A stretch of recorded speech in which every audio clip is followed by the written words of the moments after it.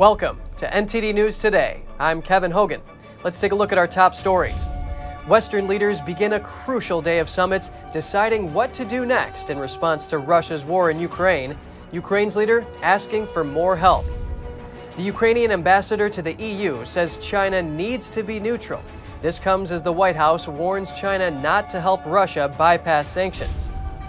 North Korea has launched a suspected intercontinental ballistic missile into Japanese waters. That's according to Japanese and South Korean military officials. Rescue teams are expanding their search for a second black box from the Chinese plane that crashed, and there's still no sign of survivors.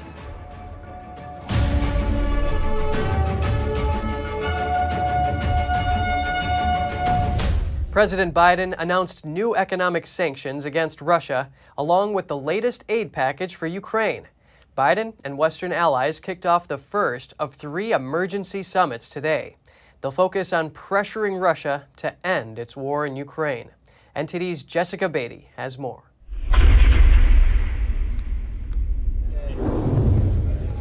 NATO leaders are meeting in Brussels Thursday, kicking off an unprecedented day of emergency summits on the Ukraine crisis. We are determined to continue to impose costs on Russia to bring about the end of this brutal war. Ahead of the meeting, NATO Secretary General Jens Stoltenberg told reporters it's important for North America and Europe to stand together. The fact is that we face the most serious security crisis in a generation, and therefore NATO needs to respond, and that's the reason why we need to reset our deterrence and defense for the long term. British Prime Minister Boris Johnson said Russia has gone too far, and NATO has to consider the suffering of the Ukrainian people. And I think it's now up to NATO to see what more we can do to help the people of Ukraine to protect themselves. NATO leaders are expected to agree to strengthen their forces in Eastern Europe and increase military aid to Ukraine. Ukrainian President Volodymyr Zelenskyy is urging them to go further. He again called for a no-fly zone over his country and more military support, including fighter jets, tanks, and improved air defense. The alliance can still prevent the deaths of Ukrainians from Russian strikes, from Russian occupation, by giving us all the weapons we need. NATO Secretary General said they'll support Ukraine with defense systems and fuel, but they won't send in NATO troops, so the conflict doesn't escalate beyond Ukraine. After the NATO summit, the G7 and the European Union will also meet for emergency summits. That means countries representing more than half of the world's gross domestic product will have met in one day. NATO's support for Ukraine and unprecedented Western sanctions still haven't convinced Vladimir Putin to end what he calls the special military operation in Ukraine. Jessica Beatty, NTD News. The Ukrainian ambassador to the European Union says China needs to be neutral. Here's what the ambassador said in Brussels when asked if China can be a mediator and an honest broker. China is a strategic partner of Ukraine.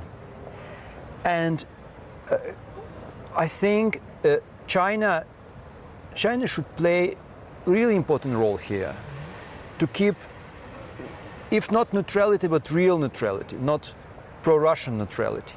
And this is something we also want to our EU partners here to discuss with China during summit on the 1st of April. What's more, the Biden administration on Wednesday warned China not to help Russia avoid sanctions over its invasion of Ukraine. It said the G7 countries were going to announce a measure to stop what they call systematic sanctions busting. National Security Advisor Jake Sullivan elaborated on the move further.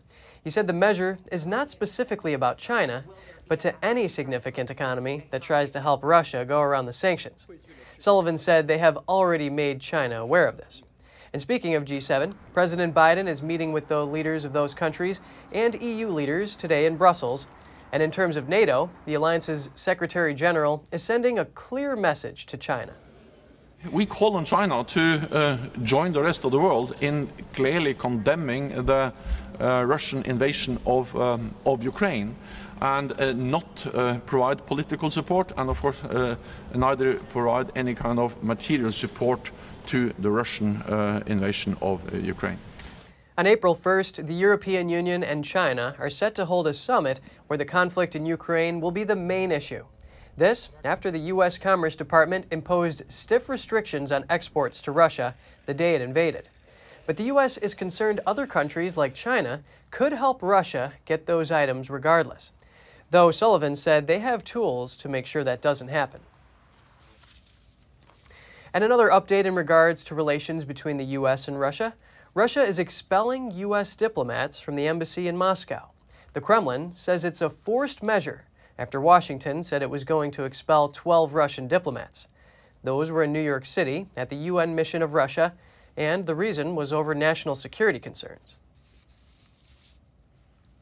While many Ukrainians are focused on winning the war, some government officials are also trying to save the economy.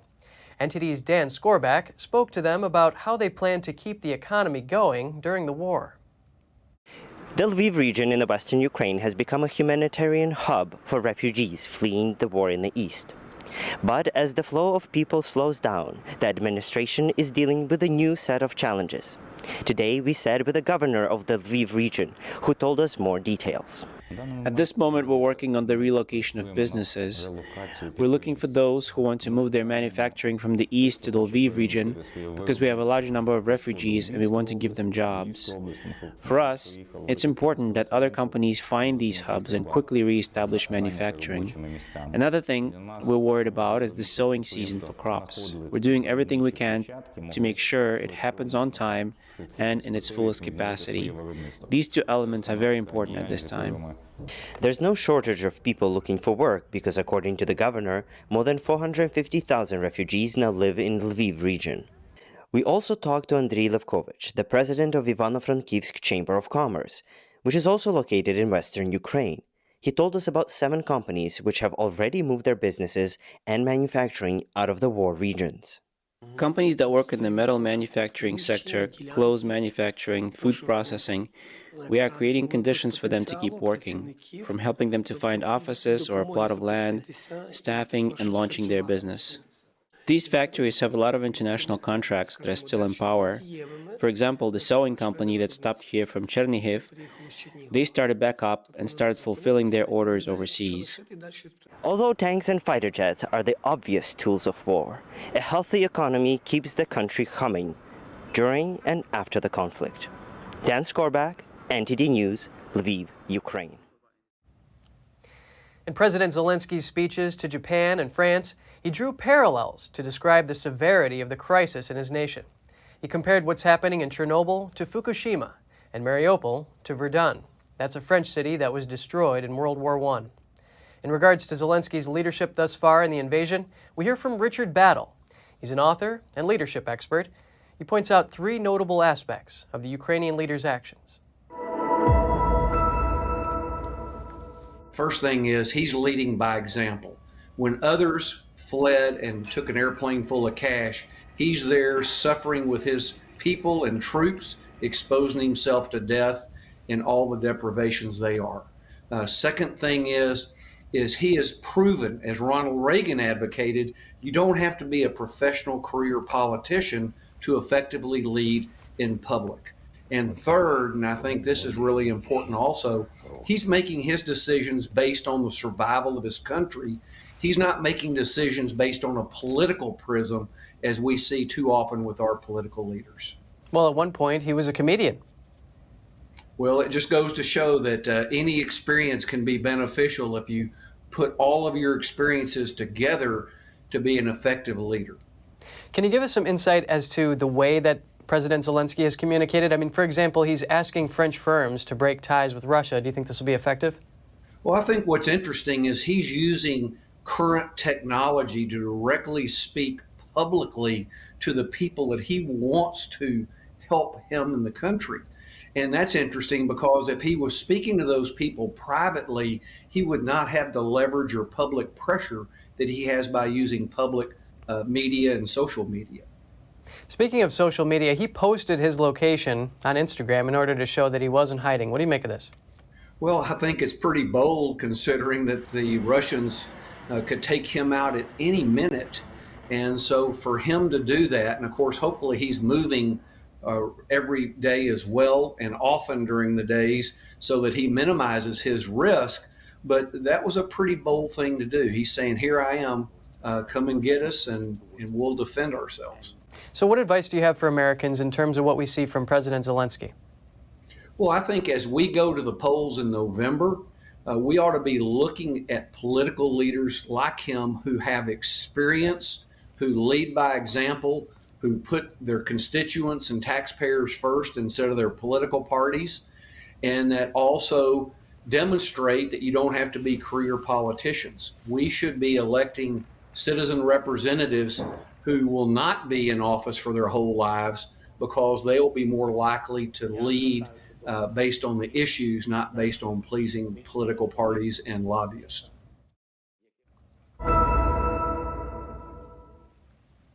CEOs at 10 airlines and cargo carriers want President Biden to end the transportation mask mandate and the testing requirement for international travelers.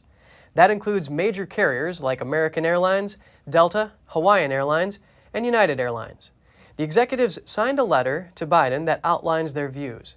It states that mask and testing requirements, quote, are no longer aligned with the realities of the current epidemiological environment.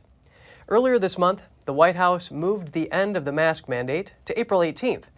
The White House said pertinent agencies would consult with the CDC on whether it could end sooner and under what circumstances it could be brought back. The Supreme Court has blocked a bid to upend a congressional map that was adopted by the Wisconsin Supreme Court. The justices gave no explanation for their decision not to intervene.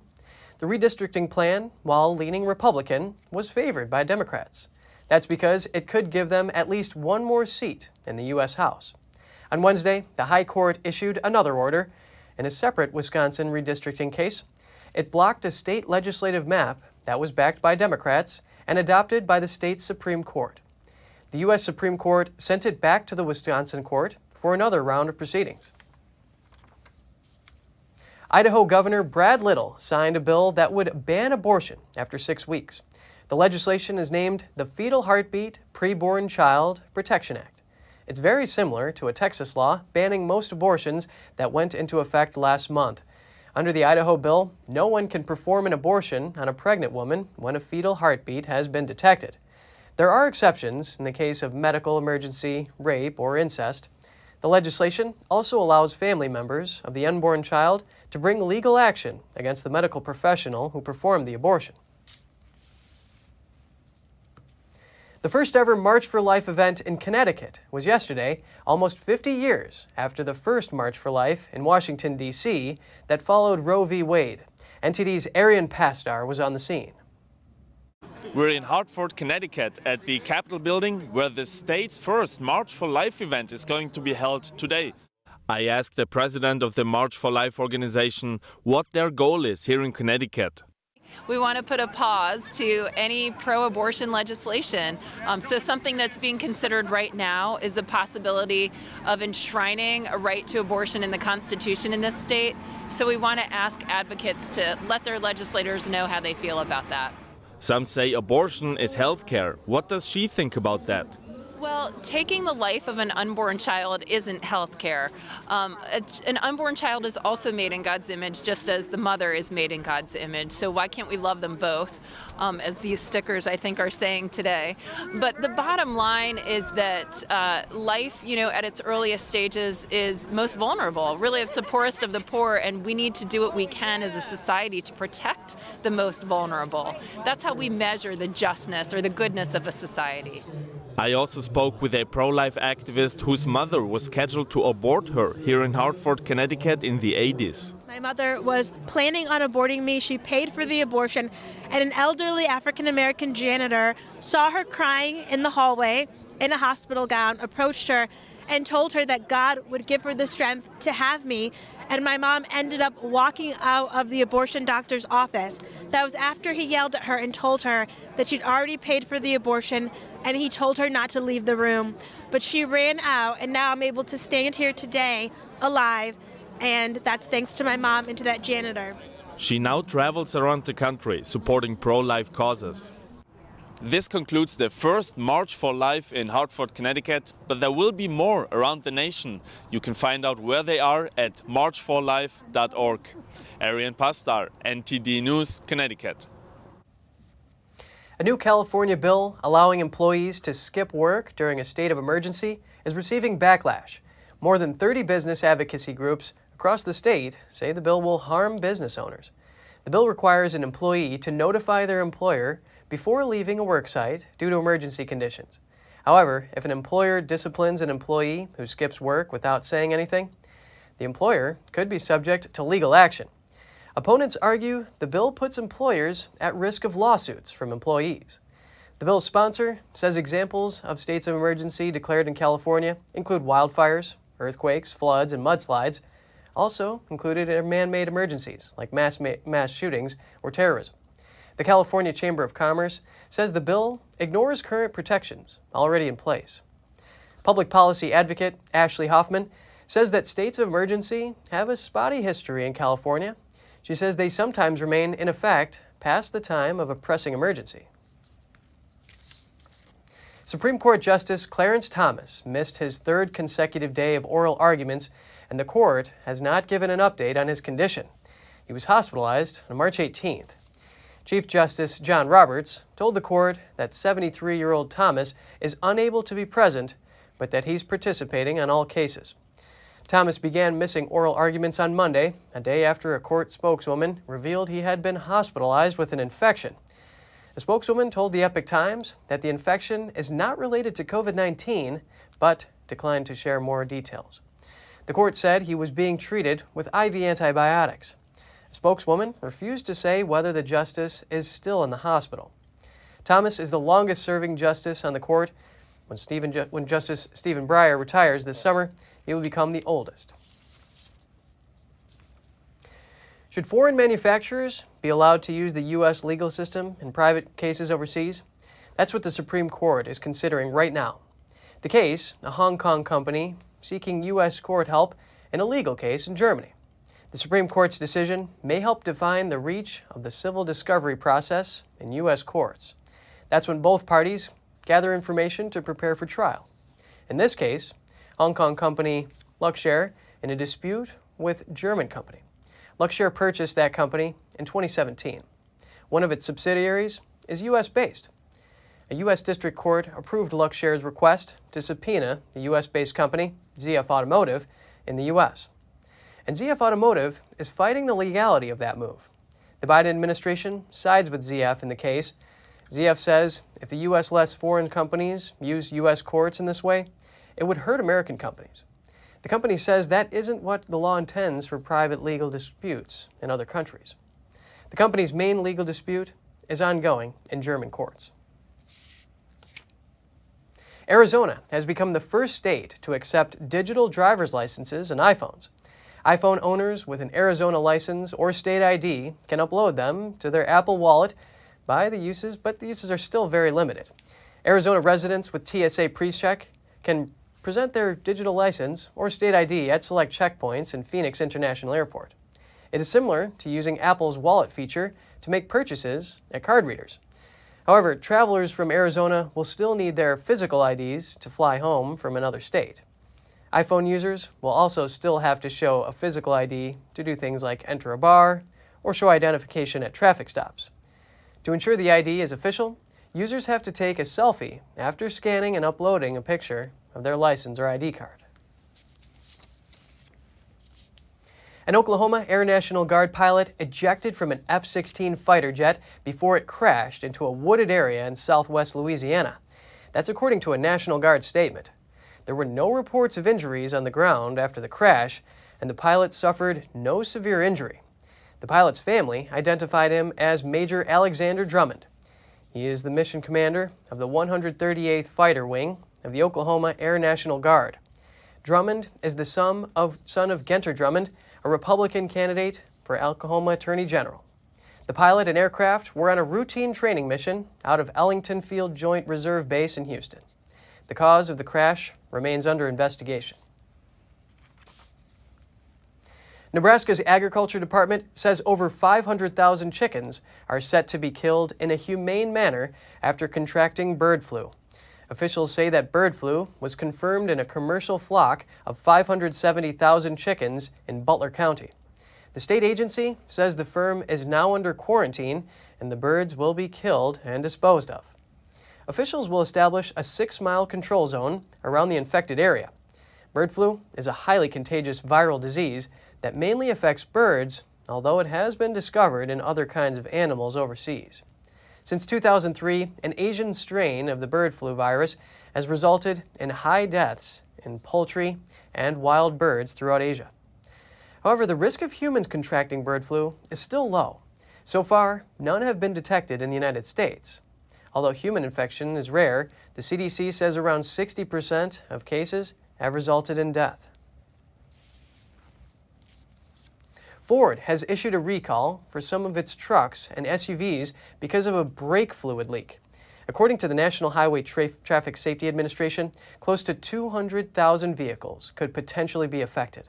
They include F-150s from 2016 to 2018, Expeditions from 2016 to 2017, and Lincoln Navigators from 2016 to 2017. Ford says a loss of brake fluid could reduce brake pedal function and require greater effort and distance to stop. At least 4 low-speed accidents have occurred because of the issue. No injuries have been reported. If your car is impacted, dealers will replace the brake master cylinder free of charge. The FDA released its inspection findings after a major baby formula recall.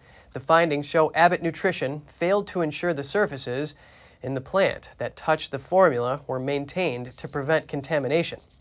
Abbott recalled several lots of Similac, Alimentum, and Elecare baby formula made at its Sturgis manufacturing plant in February. The recalled formulas have been linked to serious infections in 5 infants. 2 of the babies died.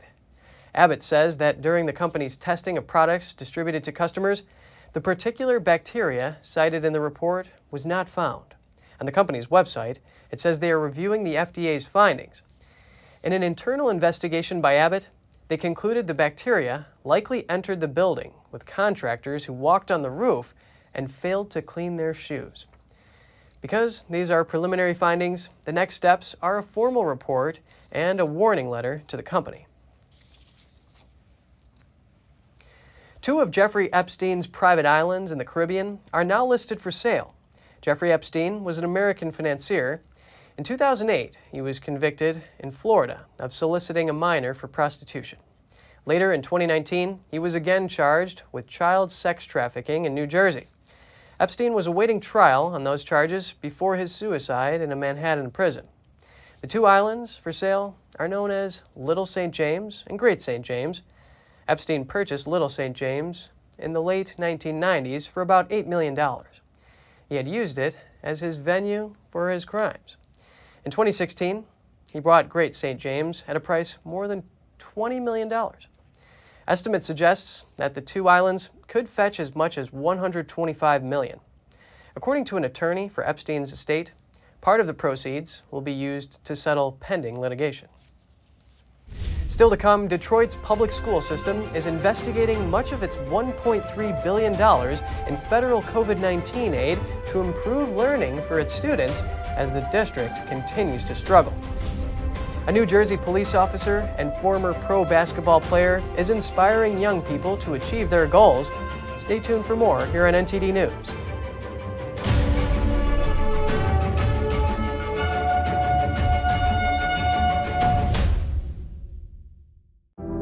Secure, the true solution for your digital privacy and security.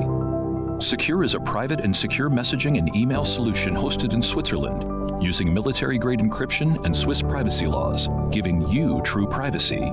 Secure is 100% private and does not collect or sell any of your personal data. Secure's Helix technology connects you securely to our Swiss servers without the need of a VPN, guaranteeing privacy and security for all your communications. Secure Messenger doesn't require your phone number or any personal data that hackers target. Chat by Invites allows you to chat privately and securely with anyone outside of your secure network without the need for others to download Secure. Secure Send offers you a private and secure way to email anyone outside of Secure. You won't find this level of privacy or security on any other email or instant messaging application. Visit secure.com. Regain and protect your privacy today. Hello, I'm Mike Lindell, CEO of MyPillow. Retailers, shopping channels, and now even banks have tried to cancel myself and MyPillow. Well, during these times, your support has meant everything to us. So my employees and I want to personally thank each and every one of you by passing the savings directly on to you. We're selling the best products ever for the best prices ever. For example, we have my standard size MyPillow, regularly $69.98, now only $19.98 with your promo code. Or you can get custom fit with my premium queen size MyPillows, regularly $79.98, now just $29.98. Or my king size, regular $89.98, now just $34.98. So go to mypillow.com now and use the promo code on your screen or call the 1-800 number below to receive this exclusive offer. If you do it right now, I'm going to include a free gift with your purchase. Thank you and God bless.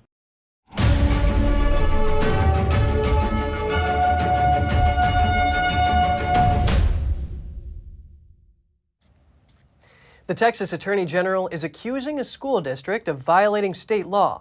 The district is hosting Pride Week, which includes lessons and activities related to sexuality. The AG alleges the district has failed to obtain parental consent as required by the state's education code. NTD's Grace Coulter has the story. The Austin Independent School District has faced scrutiny this week for hosting Pride Week in its pre-K through 12 schools. The district came under fire when this video of children participating in a school pride parade went viral. The parade took place at Doss Elementary, which serves pre-K through 5th grade. The now deleted video was posted by the assistant principal and then reposted by libs of TikTok. The activities embracing LGBTQ sexuality have even drawn the attention of the Texas Attorney General. On Tuesday, Attorney General Ken Paxton sent a letter to the district, accusing it of violating state law. Paxton explained that the state's education code requires that before a student may be provided with human sexuality instruction, a school district must obtain the written consent of the student's parent.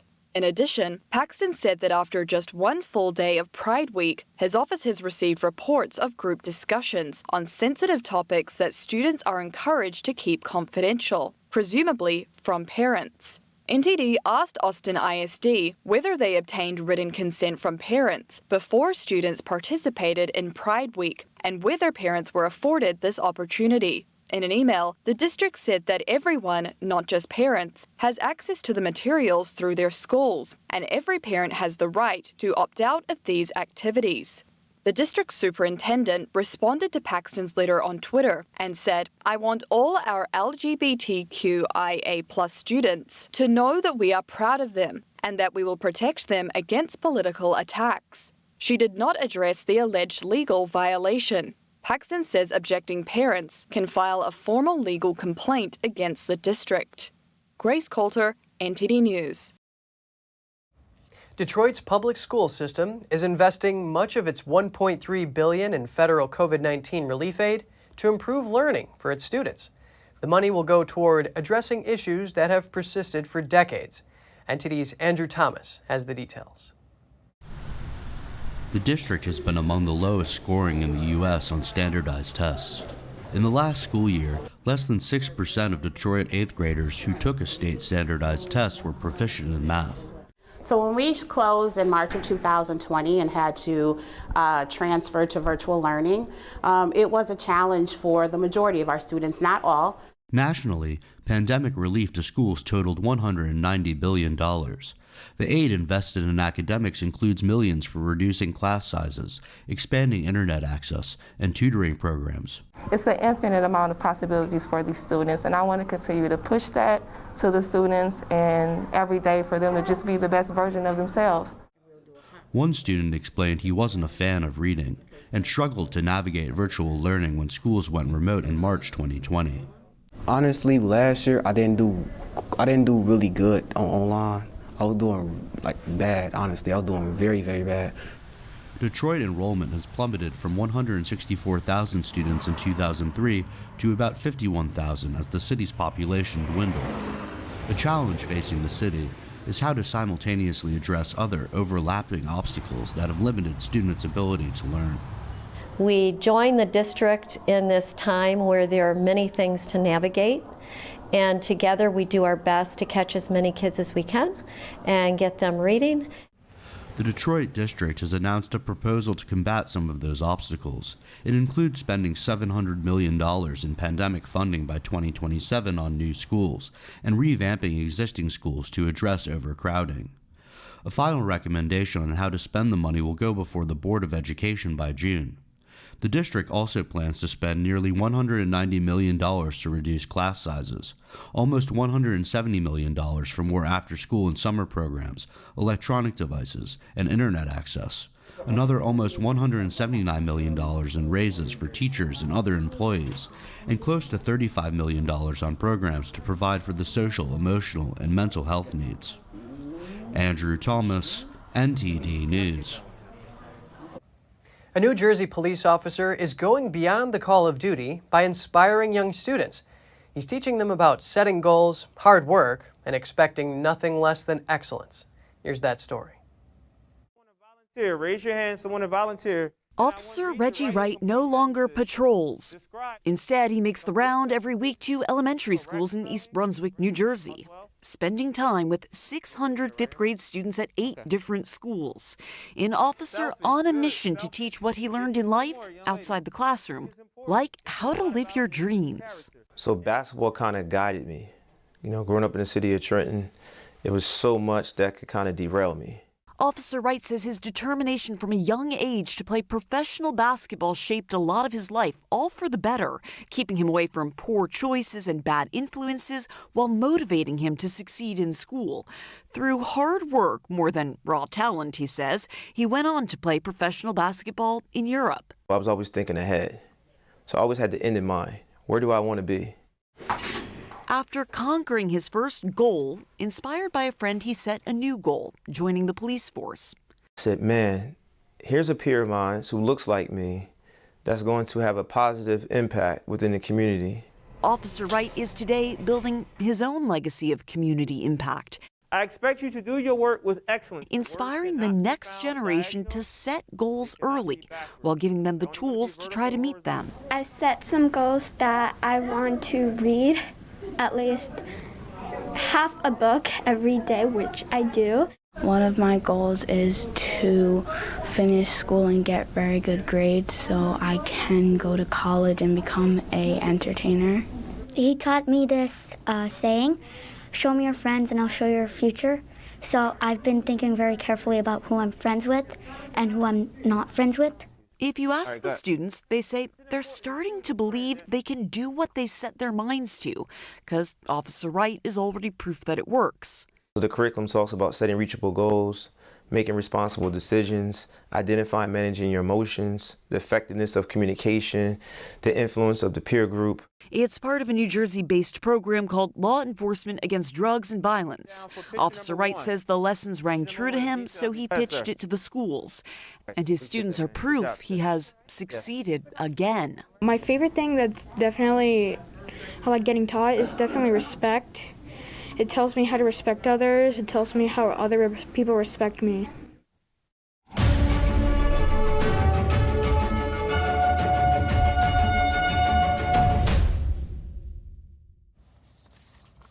Rescue efforts for the Chinese flight that crashed 3 days ago are moving forward amid bad weather.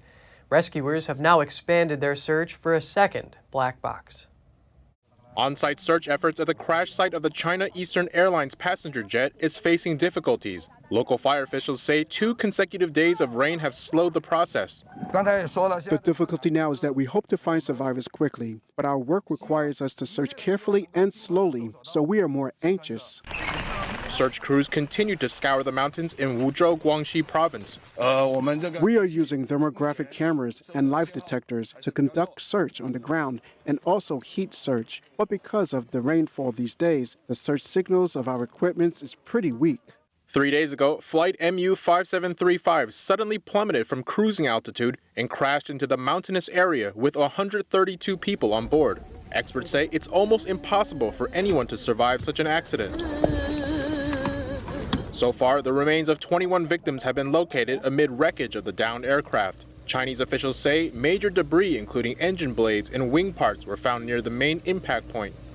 Now that the main impact point of the accident has basically been determined, most of the plane's wreckage is concentrated in the core area with a radius about 90 feet around the main impact point. The plane's first black box was uncovered Wednesday. China's civil aviation regulators said it was a cockpit voice recorder, and the recording material appears to be intact. It's been sent to Beijing for analysis. Rescue teams have now expanded their search for a second black box. So far, there's no sign of survivors. A Chinese national from New Jersey has been convicted of visa fraud. The Justice Department says he helped employees working for the Chinese regime to enter the United States. According to court documents, Liu Zhongshan operated an office of the China International Talent Exchange Association. Under the control of Beijing, the organization is responsible for recruiting U.S. scientists and scholars to serve the Chinese Communist Party. Between 2017 and 2019, Liu helped several Chinese individuals obtain J-1 visas. The visa program allows foreign nationals to stay in the U.S. for research purposes. According to a DOJ statement, Liu exploited the program. He was also involved in the 1,000 Talents program, one of China's state-run recruitment programs. Liu was arrested and charged on September 2019.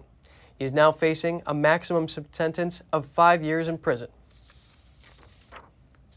North Korea just launched a missile into the sea off of its east coast. Japan's military says it appears to be an intercontinental ballistic missile. North Korea fired a missile into the sea off its east coast. That's according to South Korea and Japanese military officials. Japan's deputy defense minister says the projectile appears to be a new type of intercontinental ballistic missile. Our current analysis is that the ballistic missiles that were launched flew about 71 minutes.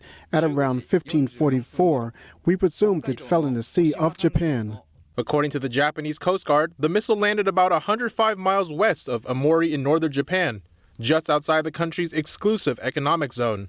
South Korea's defense ministry has not yet confirmed whether it was an ICBM, but its military responded with immediate live-fire tests of multiple ballistic and tactical missiles. Our military is closely monitoring North Korea's military movement and confirmed that we have the ability and readiness to accurately strike the origin of a missile launch, as well as command and support facilities at any time when the North launches a missile.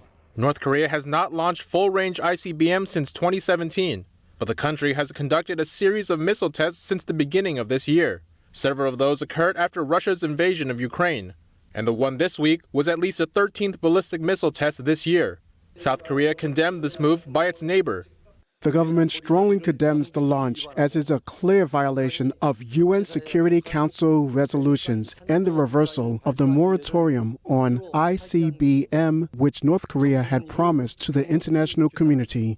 The country's government also urged North Korea to immediately stop raising tension on the Korean peninsula, calling for a return to the path of diplomatic resolution. Former South Korean President Park Geun-hye left the hospital today, nearly 3 months after being released from prison. She was pardoned after spending 5 years in prison for corruption. 70-year-old Park was the country's first elected leader to be kicked out of office. She was impeached over a scandal. CEOs of Samsung and Lotte were also involved. Park greeted her supporters after leaving the Samsung Medical Center in Seoul. She said her health had improved, but declined to answer reporters' questions. Park is the daughter of former dictator Park Chung-hee. Dozens of officials who served in her administration gathered to offer their best wishes.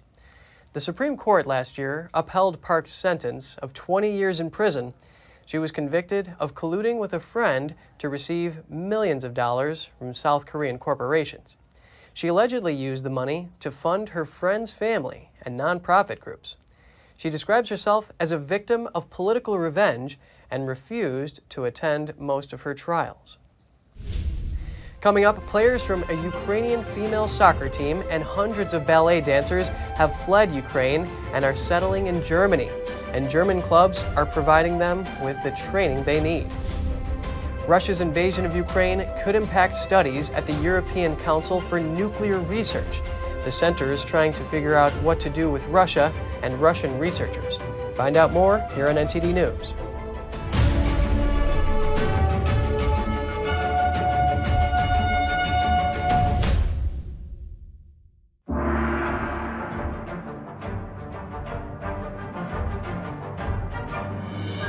The performance was enchanting. I feel better about the world. I feel uplifted. It touches you. It really does. The expertise of the dancers was really, really strong. To know that it was live music was really fantastic. We didn't want to miss this. Make sure you see it. Have to come. Life-changing. Coming to the Palace Theater, Stamford, and NJPAC from March 30th. Oh, hey, doesn't it feel like there's communists everywhere? In fact, the Chinese Communist Party has been subverting America from every angle. So whether it's compromising our politicians, controlling Hollywood, manipulating Wall Street, or infiltrating our schools, they have stopped at nothing to take down America. And I believe that in order for us to not become like China, we need citizens who know the truth. So go on over to getepic.com, stay informed with a subscription to the Epic Times, and you will get instant access to this infographic.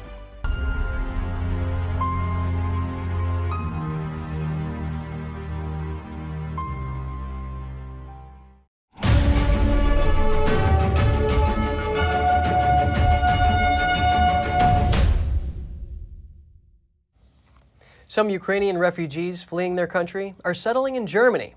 They include members of a semi-professional female soccer team and hundreds of ballet dancers. Let's take a look at their stories. A semi-professional female soccer team fled the war in Ukraine. They found shelter and a new place to train at the German soccer club 1FC Cologne. Players of the Ukrainian club called FC Kribas crossed the border into the EU earlier this month with the help of the German club. Well, I'm very happy that we have come here with our whole team. We managed to keep the whole team. But I definitely can't say that football is my priority right now. My priority is peace in our country, because the functioning of our club directly depends on that. The German club says the Ukrainian players can also act as contact people or coaches for other athletes who might have arrived in Cologne. Every large refuge center currently consists of 95% women with children of all ages, and these children could enjoy soccer training. That's the vision we have, from the horrible war to the positive training. And about 200 dancers from Ukraine and Russia have recently asked for help from Berlin's famous state ballet after fleeing to Germany. Several of them have already found a new temporary home there. The prima ballerina at the state ballet was born in Ukraine herself, and she made an effort to help the dancers continue with their training. They are really happy. They are just thankful for everything what I can do and what I could help, and I feel this really love. The artistic director of the Berlin State Ballet says it's very important for the refugee dancers to keep up their regular practice, even if they don't have any public performances. The important thing is that the daily training can be completed, because training is like brushing your teeth. That's simply necessary for the body to be able to do this artistic high-performance sport, which is what it is. Germany has registered almost 240,000 Ukrainian refugees so far. The European Council for Nuclear Research, or CERN, is grappling with how it should respond to the Russian invasion of Ukraine. The research center aims to punish the Russian government while keeping Russian researchers working there. Here are the details. Geneva-based research center CERN is trying to balance between punishing the Russian government for the invasion and making sure its own research involving Russian scientists is still up and running. CERN has more than 1,000 researchers from Russian institutes working on their experimental programs. Actually, Russia is the second largest non-member state after the US contributing to our science. Russians make up about 7% of staffers at CERN. The research center says Russians are essentially involved in everything they are doing. They are contributors to the current ongoing LHC program. We're about to start the next experimental run, the so-called Run 3, in a couple of days, actually. Earlier this month, the CERN Council, which is the center's governing body, condemned Russia's invasion and suspended new collaborations with Russia and its institutions indefinitely. We do not want to completely suspend the relation, because that would mean that the Russian colleagues would lose their right, for instance, to live here in the area. But this is beyond, I think, the power of the CERN management. We are in discussion with Council to find a solution for that. Punish as much as possible as we can do the Russian government, but not punishing our colleagues. The CERN Council is expected to fine-tune its response to Russia's invasion of Ukraine this week. An award-winning 9-year-old Greek pianist has composed an original score to send a message of peace in the conflict in Ukraine. He said he hopes the whole world receives his message of peace.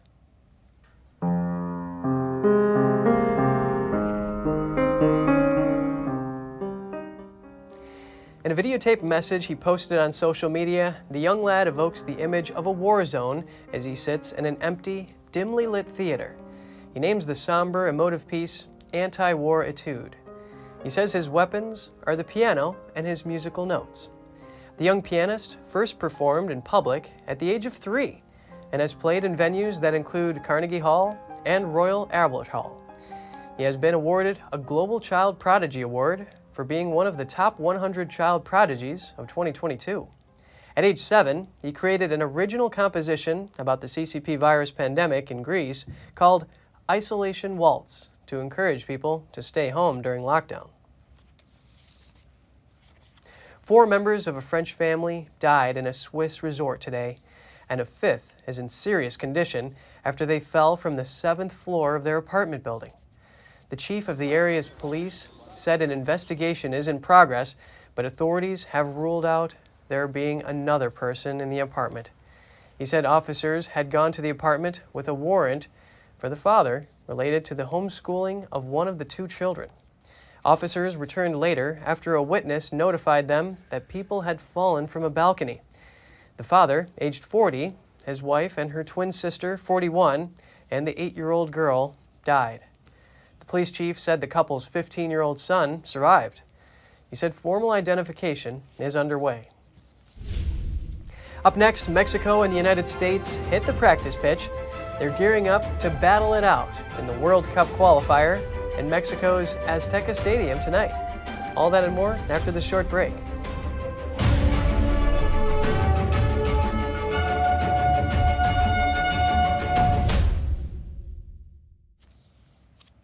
Instacart wants to partner with grocery stores to get in on the ultra-fast delivery craze. The on-demand food company announced it wants to cut its fastest delivery option to just 15 minutes. Currently, the fastest on-demand grocery option Instacart offers is 30 minutes. The new service, called Carrot Warehouses, partners with grocery stores to provide a wide range of services, including the 15-minute option. In coming months, Instacart will be testing the concept by partnering with public supermarkets in Atlanta and Miami. Instacart sees the new service as a potential competitor to Amazon and Whole Foods' home delivery business. Mexico and the United States hit the practice pitch this week. That's as they prepare to battle it out in a World Cup qualifier in Mexico City's Azteca Stadium tonight. NTD's Andrew Thomas has more. Both teams go into the final round of World Cup qualifiers with 21 points. Canada leads the pack with 25 points. Mexico is third behind the United States on goal difference. The top 3 teams automatically qualify for the World Cup in Qatar, while the 4th place team will face a playoff. United States coach Greg Berhalter told a news conference on Wednesday that the members of his side are feeling confident after having beaten Mexico in their last 3 meetings. I just think it's an evolution. When you look at our team and those 3 wins, you almost see growth in each of those games. culminating in the last one in the qualifier where, the guys were really, really confident going into the game. So, I do think it adds some confidence.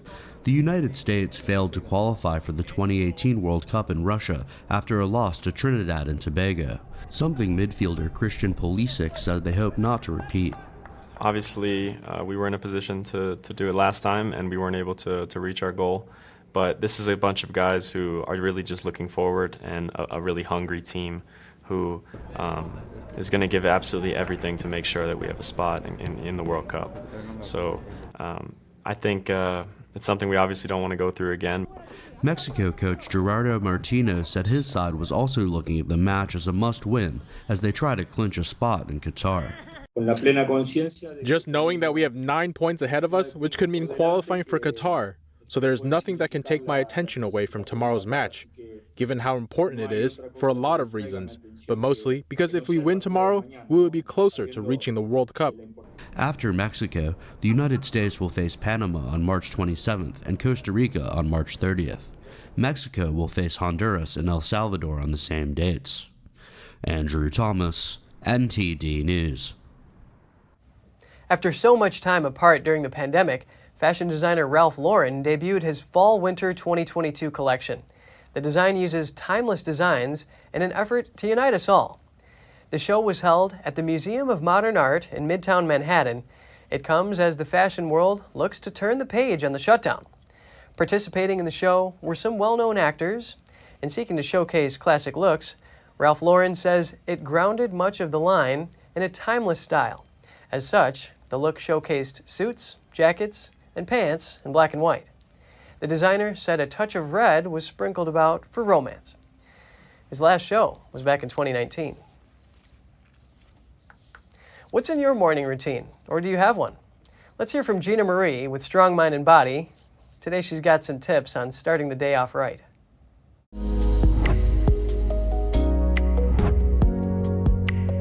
Welcome to Strong Mind and Body. I'm Gina Marie. We all have those days when it seems that getting up is an insurmountable challenge. But if it's a routine feeling, then something has to change. Sluggishness in the morning can translate to less energy throughout the day. It can also translate to an inability to never really get going. In order to boost morning energy levels, start looking at time on a weekly basis instead of a daily one. Days fluctuate and you're not going to feel the same each time a new one rolls around. Looking at the bigger picture allows you to incorporate sustainable habits and routines. These feed into each other to help reduce fatigue and offer more useful hours throughout each day. Exercising daily is one thing you can do to wake up energized. This doesn't mean you have to exercise in the morning or even go to the gym, but there is research to suggest a morning walk works better than a cup of coffee. Exercising at any point during the day leads to better sleep and an overall reduction in fatigue. Exercise can be walking, gardening, or doing chores. Eating a light dinner is another way to maximize morning energy. There's research suggesting that eating a large breakfast, moderate lunch, and light dinner might encourage a host of benefits. Big dinners can be hard to digest and keep you up later. Light dinners featuring easily digestible foods such as vegetables and fruits help to prepare for sleep. A morning routine is another way to encourage energized mornings. Having something to look forward to or add structure to the early part of your day can really help get things moving. Whether it's taking time to read or knit, or taking a shower and a shave, having things on the docket in the early hours can help you to wake up with some pep in your step. Lastly, listen to your body. Sure, you may look at the clock every night and see 10:30 and think it's time for bed, but it doesn't mean it's time for sleep. Yes, it's a good thing to go to bed at the same time each night, but if you're not tired, don't try to force yourself to sleep. Read, knit, meditate, or do something until you're tired enough to close your eyes and escape to dreamland. Thank you for joining us. Until next time, Kevin Hogan, NTD News, New York City.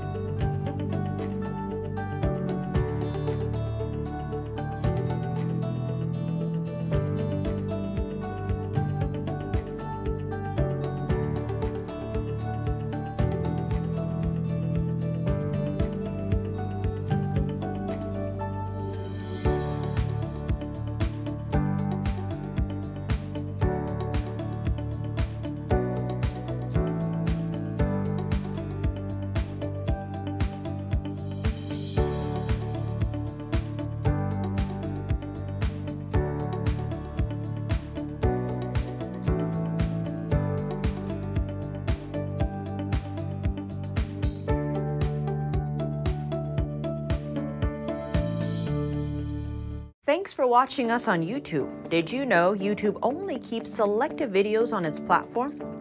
So if you want to make sure you get the full picture, just subscribe to our newsletter. Go to newsletter.ntd.com and sign up. It's free.